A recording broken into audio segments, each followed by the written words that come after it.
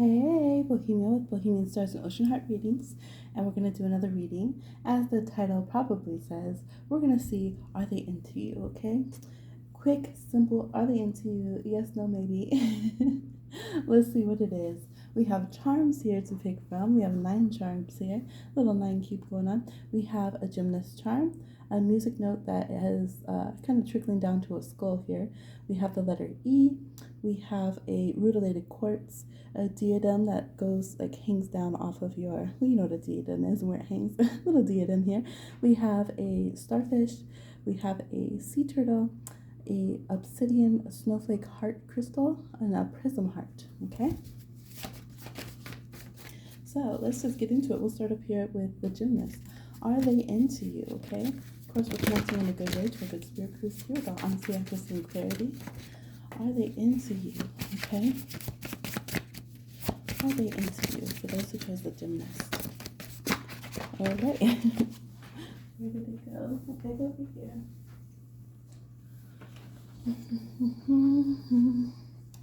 D matrix, getting out of the matrix, getting out of the I feel like this person gets out of their comfort zone with you for sure. That they have to like deprogram all this kind of stuff. I would feel like this is a promising card. I would feel like they're intrigued, they're interested, they're curious. They don't know what the heck is going on, but I do feel like there is getting out of a limited thinking. There is their mind completely engaged in this situation. I feel like they're like already shedding different parts of themselves. So maybe it's kind of like that feeling like, let's say if you're not their type, or if you have a completely different culture, or a different spiritual side of the prism that you come to things on, and then it's like you naturally just start peeling layers off of this person as they come closer to you. So I would definitely say they're very engaged in the connection here, and like actively shedding old ideas and things that are in the way in order to come towards this connection. Okay, so for me I feel like yes.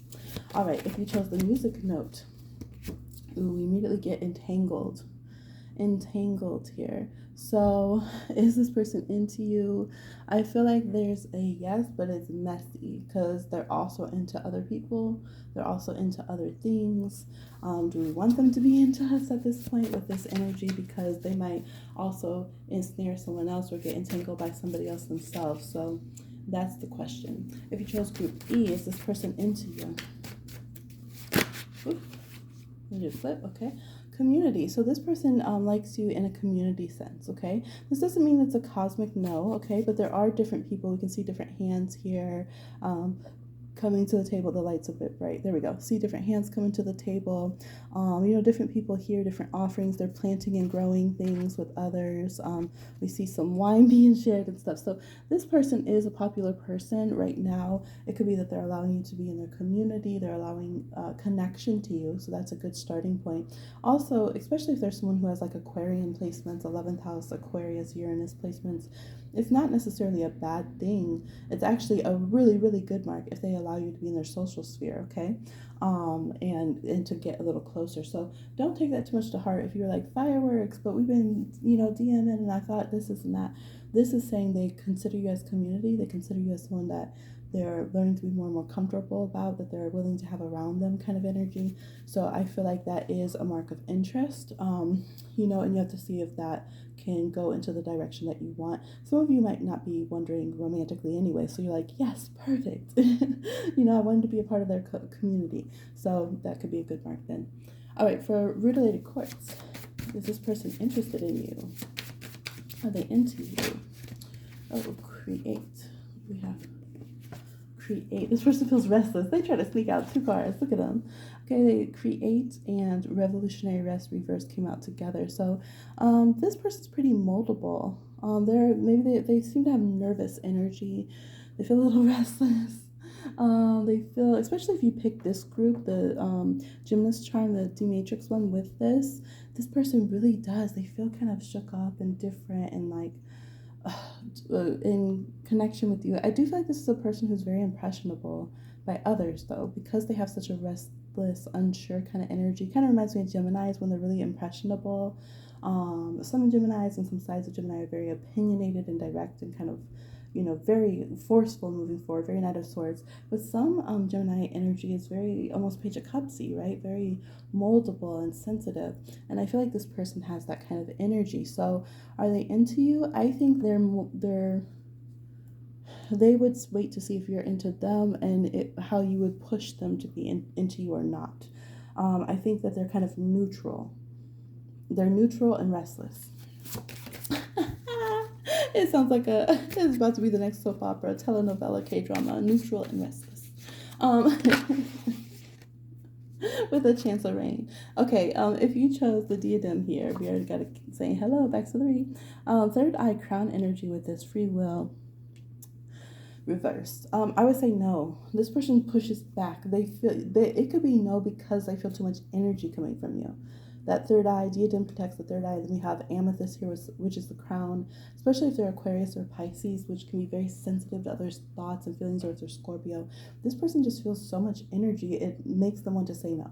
It could be that they're very shy, too, or they're very personal, but they feel like their free will is being encroached upon. This could also be one of those people, certain people, I'm one of those people, like if I'm talking to someone, I don't like tons of people getting involved. Like if someone's trying to approach me for the first time, like I hate that, like in school, and then the whole classroom's listening and everybody's like pushing their opinions, and you can just feel everyone's jealousies and opinions and stuff. I will like pull back and just be quiet and not want to interact like with whoever's trying to approach me. Like let me focus on something else. I just don't like it. So this person can have a similar energy here, where if they feel like their free will is being pushed against, I definitely would say like this is not the kind of person you want to overly focus on and try to tell them what to think energetically, overly manifest or do affirmations. Definitely not do magic on their head, because it has a negative result with this person. They can feel you, like they feel maneuvered, they feel manipulated, and then they shut down. Right now this looks like a no. If you chose the star card, or the star card, oh, that's a good card. If you chose this, the sea star, the starfish charm, are they into you? Are they interested? Ooh, let's see. Okay, a few jumped out, so I'm going to shuffle from these. That one. Message reversed. They're saying you didn't get the message. So it seems like this person's probably tried to be clear about a message before. Looks like it's from the past. This looks like no. It looks like they're not responding. Past reversed here. Okay. It's interesting because you're like, well, this person might have reached out to me, but they might have reached out just to reconfirm that they're still not interested, or like people can reach out for other motivations, you know what I mean? Because they felt jaded, or their ego, or they're bored, or they're curious. But this one feels like a no as well. All right. If you chose this, what was it? Sea turtle. You chose a sea turtle. Maybe it's just for healing for that group, because I felt star energy. It could just be that they're reaching out for healing, not because like, oh, they're into you and they're trying to like date you or something. And that could be good for both of you if you're like, same. Okay, for the sea turtle, are they into you? Are they interested in you? Nature made.